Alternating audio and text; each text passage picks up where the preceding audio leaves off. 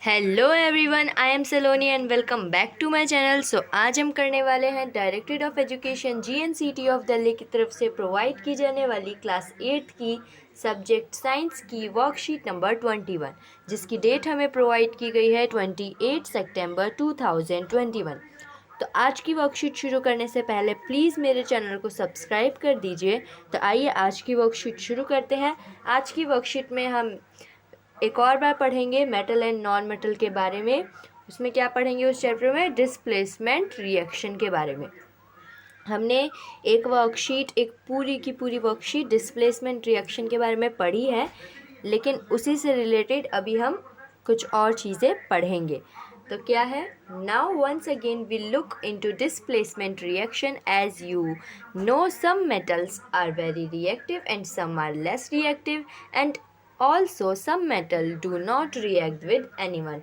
तो इसमें क्या कहा गया है कि हमें पता है कि डिस्प्लेसमेंट रिएक्शन क्या होता है, लेकिन आज उसे हम एक और बार अच्छे से समझेंगे। और हमें ये भी पता है कि जो मेटल्स हैं वो कुछ मेटल्स ऐसे होते हैं जो बहुत ज़्यादा रिएक्टिव होते हैं, कुछ होते हैं जो कम रिएक्टिव होते हैं, और कुछ होते हैं जो किसी भी चीज़ के साथ रिएक्ट करते ही नहीं हैं।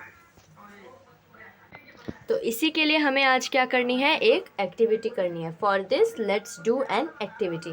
Take 200 ml beakers and label them as A and B। हमें 200 ml के ब्रेकर्स लेने हैं और इन्हें लेबल कर दिया, नेम लेबल कर दिया है क्या? A and B। एंड उनमें क्या लेना है? Take about 50 ml water in each beaker. और दोनों ब्रेकर में 50 ml वाटर भी हमें लेना है। Dissolve in each breaker a teaspoon of copper sulfate CuSO4। अब हमें क्या करना है? टीस्पून कॉपर सल्फेट CuSO4 की उन दोनों ब्रेकर में डिज़ोल्व कर देना है। ठीक है, CuSO4 दोनों ब्रेकर में डिज़ोल्व कर देना है। और फिर क्या करना है? पुट ए ग्लेवेंट आयरन नेल और zinc strip in breaker A and iron nail in breaker B and record the observation.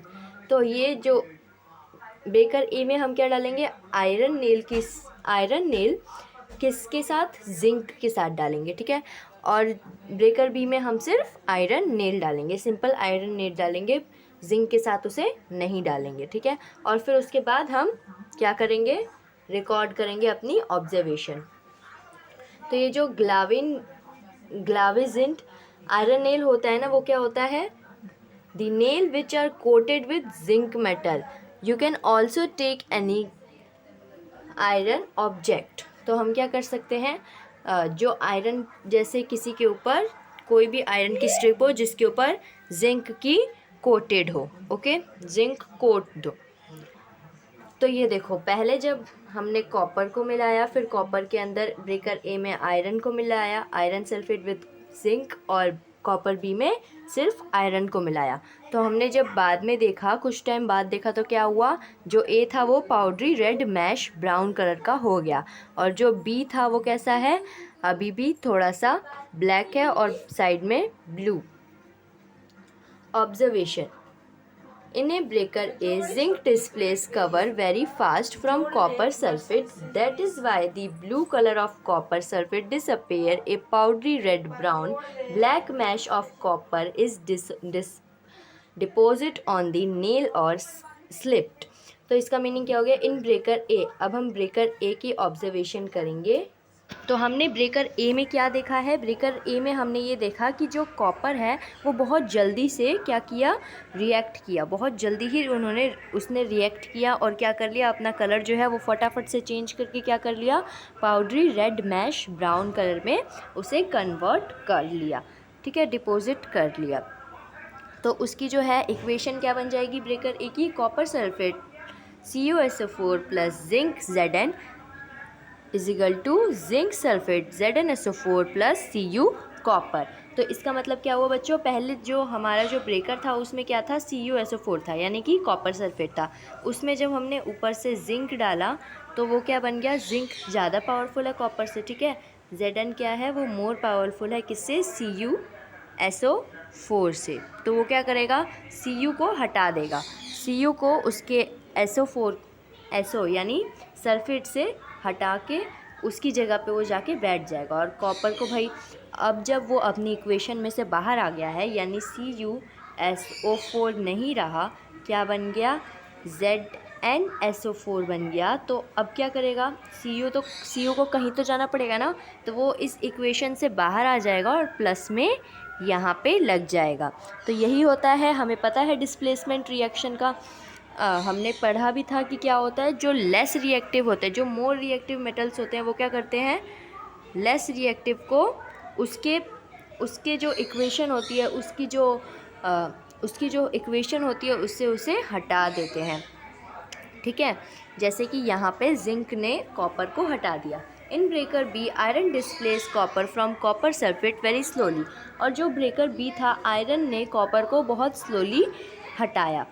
ठीक है, बहुत स्लोली वो हुआ, क्योंकि copper sulphate CuSO4 plus iron Fe sulphate यानी आयरन सल्फेट प्लस कॉपर। तो देखो, जो आयरन है ना, यानी कि Fe है, वो भी CuSO4 से मोर पावरफुल है, लेकिन ज़्यादा नहीं। देखो सबसे ज़्यादा कौन सा है, हमने पिछली वर्कशीट में भी पढ़ा है, Zn सबसे ज़्यादा है, फिर है Fe, और फिर लास्ट में क्या आता है, आयरन। ठीक है, यहाँ पे हमें टेबल भी दे रखी है, वो भी हम डिस्कस करेंगे, पहले हम ये समझते हैं। तो फिर आता है कॉपर, यहाँ पे कॉपर।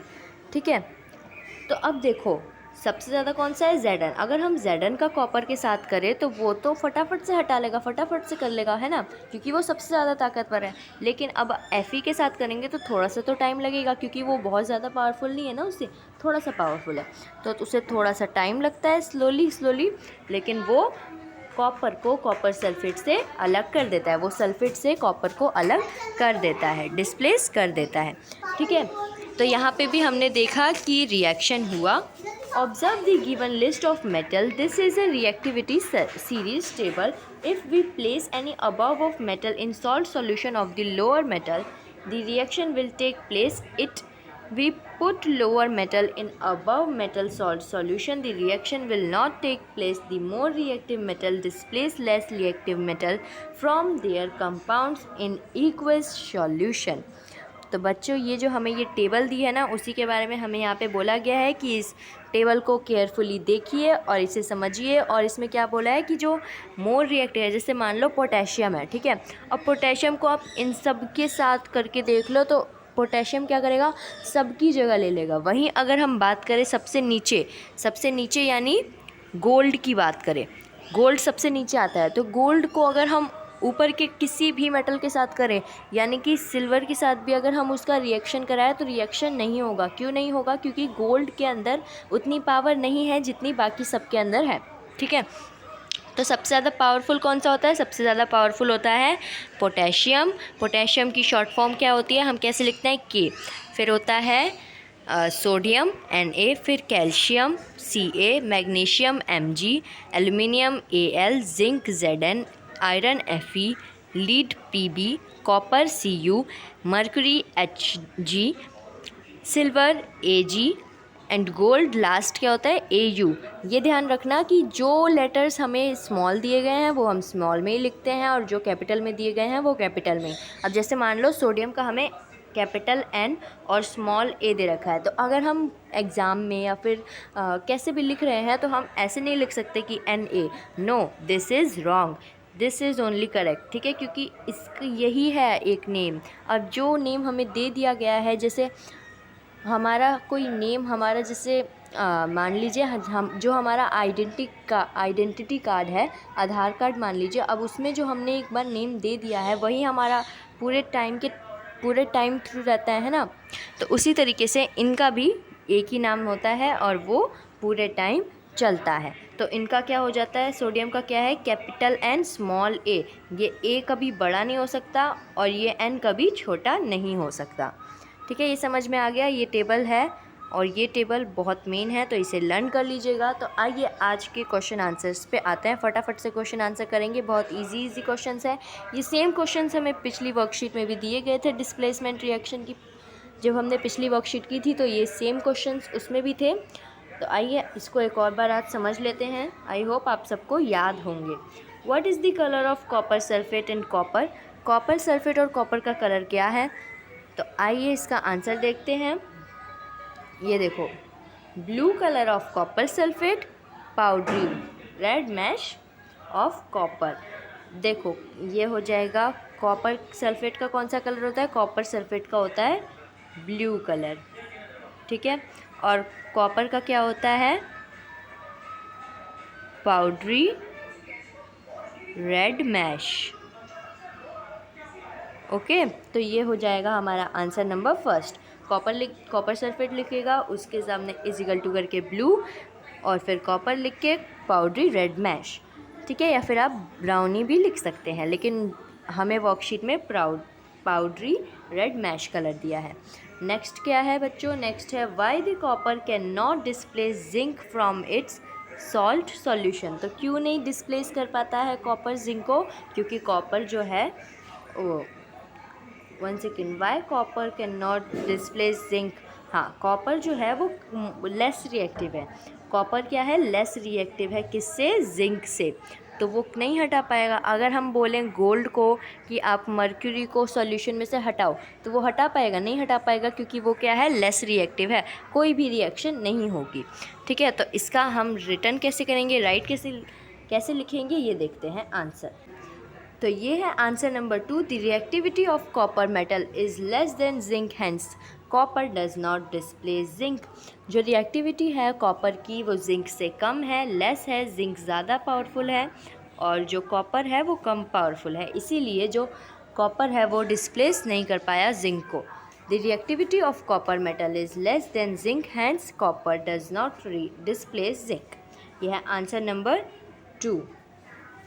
अब क्वेश्चन नंबर 3 पे आता है। क्वेश्चन नंबर 3 क्या है, arrange zinc iron copper metal in decreasing order of their reactivity.